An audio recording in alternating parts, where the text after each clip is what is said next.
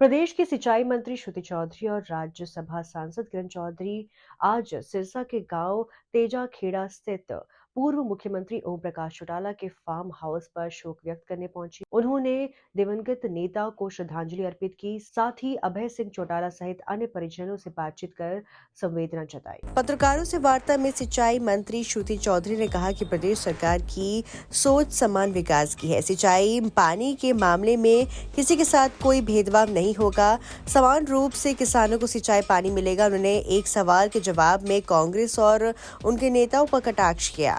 Rohingya मुसलमानों को हरियाणा से भाजपा द्वारा निकालने के सवाल को मंत्री श्रुति चौधरी टाल गई और उन्होंने कहा कि भाजपा लोगों के लिए काम करती है।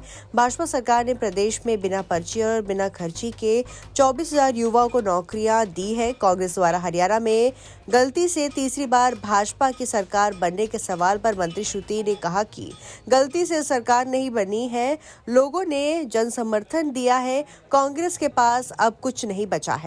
राज्यसभा सदस्य किरण चौधरी ने कहा कि देश की संसद में गतिरोध के लिए कांग्रेस जिम्मेदार है। उन्होंने कहा संविधान और बाबा साहेब अम्बेडकर की बात करने वाली कांग्रेस के शासन में सर्वाधिक संविधान संशोधन हुए। उन्होंने कहा कि रोहतक में संविधान स्मारक पर बाबा साहेब की मूर्ति लगने से रोकने वाले कौन लोग थे। किरण चौधरी ने नाम लिया पूर्व मुख्यमंत्री भूपेंद्र सिंह हुड्डा और दीपेंद्र हुड्डा पर निशाना साधा। उन्होंने कहा कि कांग्रेस में सभी वरिष्ठ नेता पीड़ा महसूस करते हैं लेकिन खुलकर नहीं कह पाते। सबसे पहले उनको श्रद्धांजलि देती हूँ और परमात्मा परिवार को हिम्मत दे। उनको कोई नहीं भूल सकता। उन्होंने एक बड़ी ज़बरदस्त छाप छोड़ी है हरियाणा की पॉलिटिक्स में, राजनीति में, और एक स्टॉलवर्ट थे। वर्कर्स के साथ वो मशहूर थे कि अपने वर्कर्स को बाय नेम जाना करते थे। और लोकप्रियता इसलिए उन्होंने अपने हासिल करी क्योंकि लोगों के बीच में रहकर उन्होंने बहुत मेहनत करी। तो हरियाणा हमेशा सिंचाई मंत्री हैं और सिरसा फतेहाबाद हिसार में जो नहरों का टाइम टेबल है वो चेंज किया गया है। 2 हफ्ते की जगह 1 हफ्ते कर दी गई है। किसानों को दिक्कतें आ रही हैं, तो कब तक इसका सॉर्ट आउट? ये अभी ग्रुप्स ज़्यादा बनते हैं क्योंकि पानी की कमी, जैसे आपको पता है कि पानी उतना ही है। लेकिन मेरे रहते हुए और ख़ास तौर पे सैनी साहब की बहुत एक क्लियर कट डायरेक्शंस हैं कि कहीं भी कमी नहीं होनी चाहिए और सामान्य बंटवारा पानी का हर जगह होना चाहिए। तो मैं इसको पर्सनली देखती हूँ और ये अभी थोड़ी पानी की कमी है, लेकिन तो वीक की जगह 1 वीक कर हाँ दिया गया। हाँ, इस कारण क्योंकि पीछे से पानी अभी कम है। वो 6 मंथ की रोटेशन कर दी गई है, तो किसको कम करेंगे आप? 6 मंथ नहीं, लंबा जैसे है। मैंने कहा कि पूरा पानी का यहाँ पे कोई कमी आने नहीं देगी। ये वो सरकार है, आप हमेशा याद रखिएगा कि यहाँ पे कोई क्षेत्रवाद नहीं होगा। हर एक जिले को उसके मुताबिक जैसे रोटेशन जो है उसका हक का पानी मिलेगा। बीजेपी अब जो मुसलमानों को बाहर निकालने की योजना बना रही है, नून विवाद में जो मुसलमान हैं वो उनको बाहर निकालने की योजना बना रही है, इसे किस तरह देखते हैं? देखिए, जहाँ तक भाजपा का सवाल है, भाजपा प्रतिबद्ध है लोगों के लिए काम करने के लिए, और ये वो सरकार है, पहले ही कलम से सैनी साहब ने 24,000 बच्चों को बिना पर्ची बिना खर्ची लगाया।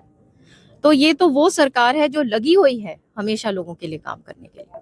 कांग्रेस लगातार कहती है कि बीजेपी गलती से सरकार बन गई, हालांकि आप लोग कहते हैं कि ईवीएम में कोई छेड़खानी नहीं की गई। कांग्रेस गलती से बन गई, इसका क्या मतलब है? गलती से बन गई, लोगों ने बनाया है, चुनाव हुए हैं, जीत के लोगों ने जिताया है, तो गलती से बन गई का क्या मतलब है? इसका तो कोई सर ना पाऊं। ईवीएम का आरोप लगाते हैं। अब बचा क्या है कांग्रेस के पास? कुछ है ही नहीं कांग्रेस के पास। ये जो बयान जो दे रहे हैं, लोगों में घुसने के लिए कोई तो रास्ता ढूंढे। लोगों ने नकार दिया तीसरी बार लगातार, ऊपर भी नीचे भी। निधन के बाद शोक प्रकट होने के लिए आप पहुंचे। एक युग का अंत हुआ। अपने समय पर एक बहुत ही ऐसे व्यक्ति थे जिन्होंने बहुत नाम कमाया, और मैं अभी बात कर ही रही थी अभय जी से कि बहुत ही सौभाग्यशाली थे जिन्होंने अपनी चौथी पीढ़ी देखकर गए हैं, और चौथी पीढ़ी भी जो है अब पूरी तरह से विधानसभा के अंदर सक्रिय होकर आगे आई है। तो ये बहुत कम लोगों को जो है इस तरह का वो मिलता है। और निश्चित तौर से जो है, जैसे मैंने कहा, जो युग का एक अंत हुआ है और आने वाले समय में जो है लोग ज़रूर इन लोगों के बारे में पढ़ेंगे, चौधरी बंसीलाल जी के, देवीलाल जी के, चौटाला साहब के बारे में, सारों के, कि किस तरह से हरियाणा की राजनीति को अलग अलग तरीके से मोड़ दिया। आपका क्या एक्सपीरियंस है? हालांकि आप भी काफी राजनीति लंबे समय से करते हैं, चौटाला साहब काफी बरस ही हो गए राजनीति करते हुए। किस तरह का एक्सपीरियंस आपका, कोई मीठा पल कोई ऐसा? मेरी मुलाकात चौटाला साहब के साथ सबसे पहले 2004 में हुई, जब मैं राज्यसभा की नुमाइंदा बन के आई। और उस समय जो है बहुत अच्छी तरह से मेरी उनसे बातचीत हुई, सारी पहली बार जो थी वो। ये बात और है कि उस समय जो है चौटाला साहब के जो कैंडिडेट थे वो जीत के निकले, लेकिन जो बातचीत हमारी हुई और उसके बाद भी हमेशा से मैं बीच में भी आई यहाँ पर, बहुत अच्छी तरह से और बहुत प्यार से सारी बातें करा करते थे, समझाया करते थे। तो ऐसा, जैसे मैंने कहा, कि उनके जाने से एक बहुत बड़ी क्षति हरियाणा की राजनीति को जरूर मिली। संसद में जिस तरह का गतिरोध देखने को मिल रहा है, उसको आप किस नजरिए से देखते हैं? ये तो नौटंकी पूरी तरह से कांग्रेस कर रही है, इसमें तो कोई शक की बात ही नहीं है। आज ये अंबेडकर जी का नाम लेकर अपनी झेप मिटाने के चक्कर में है। सच्चाई ये है कि जो इन्होंने करा हुआ है, पहले तो पार्लियामेंट के चुनाव से पहले जो है से इन्होंने शुरू करा, प्रीति लेकर हाथ में उठाकर संविधान बदला जाएगा, संविधान बदला जाएगा। सबको पता चल गया ये सब झूठ है पूरी तरह से। संविधान तो बदलने की बात छोड़िए, अगर संविधान को किसी ने क्षति पहुंचाई है, आर्टिकल 356 को, तो सबसे ज़्यादा 87 टाइम्स पे जो है वो कांग्रेस ने पहुंचाई है। तो ये बातें जब ये करते हैं तो मुझे हैरानगी होती है। अभी रास्ते में ही मुझे कोई बताते आ रहे थे कि ये अब अम्बेडकर जी को जो है ये वहाँ पर ये बड़े बड़े धरने दे रहे हैं और सारा कुछ करने की कोशिश कर रहे हैं। जो रोहतक के अंदर जो है संविधान स्थल जो बनाया गया था, जहाँ पर उनकी मूर्ति की स्थापना होनी थी, वहाँ पे उनकी मूर्ति नहीं लगने दी।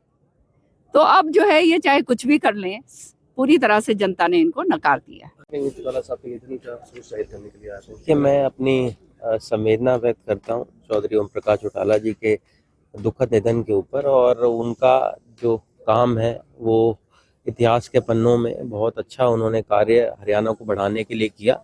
और मेरे पिता की भी राजनीति की शुरुआत उनकी पार्टी से ही हुई थी, और जब भी उनसे मुलाकात हुई बहुत कुछ उनसे सीखने को मिलता था। तो मैं अपनी संवेदना उनके लिए प्रकट करता हूँ। एक बीजेपी अब रोहिंग्या मुसलमानों को हरियाणा से बाहर निकालने की योजना बना रही है, किस तरह देखते हैं? देखिए, हमने हमेशा देखा है कि भाजपा की राजनीति ये रही है कि देश को बांटा जाए धर्म के नाम पे, जाति के नाम पे। और हमने तो हमेशा ये देखा है कि इन्होंने हमारे समाज के अंदर जहल घोलने का काम किया। और मुझे लगता है बहुत ज़्यादा नुकसान पहले ही हो चुका है और भाजपा को इस तरह की राजनीति से बचना चाहिए। एक इन दिनों बीजेपी लगातार आरोप लगा रही है कि कांग्रेस के पास ईवीएम के अलावा कोई सवाल नहीं है, इसलिए कहते हैं कि अपनी गलती से हार गए हैं। देखिए, अब सच्चाई ये है कि वो खुद भी जानते हैं कि किस तरह से उन्होंने ईवीएम का दुरुपयोग करके और जितने भी संसाधन थे जिनका उन्होंने चुनाव के अंदर इस्तेमाल किया, और अपनी जेब मिटाने के लिए इस तरह के आरोप वो लोग लगाते हैं। नेता प्रतिपक्ष का भी चुनाव इसी वजह से रुका हुआ है। वहीं पूर्व विधायक चिरंजीवी यादव ने भी पूर्व सीएम ओम प्रकाश चौटाला के निधन पर शोक प्रकट किया और कहा कि उनके निधन से हर किसी नेता को झटका हुआ है।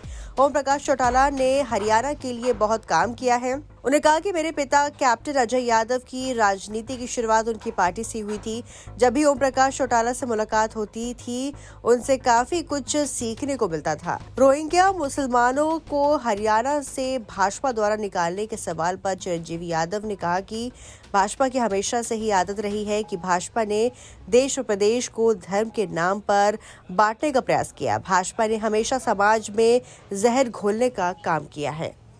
उन्होंने कहा कि हरियाणा में इससे काफी नुकसान हो चुका है और भाजपा को इस टॉपिक को लेकर बचना चाहिए। पूर्व विधायक ने कहा कि भाजपा भी जानती है कि ईवीएम के दुरुपयोग के चलते ही हरियाणा में तीसरी बार सरकार बनाने में कामयाब हो गई है। कांग्रेस के प्रदेश अध्यक्ष दयाभान और प्रदेश प्रभारी दीपक बाबरिया के बीच हुए विवाद को लेकर पूर्व विधायक चिरंजीवी यादव ने कहा कि इस मामले को लेकर कांग्रेस प्रदेश अध्यक्ष उदयभान ही ज्यादा बता सकते हैं। हरियाणा में संभावित निकाय चुनाव को लेकर पूर्व विधायक ने कहा कि कांग्रेस पार्टी की निकाय चुनाव को लेकर पूरी तैयारी है।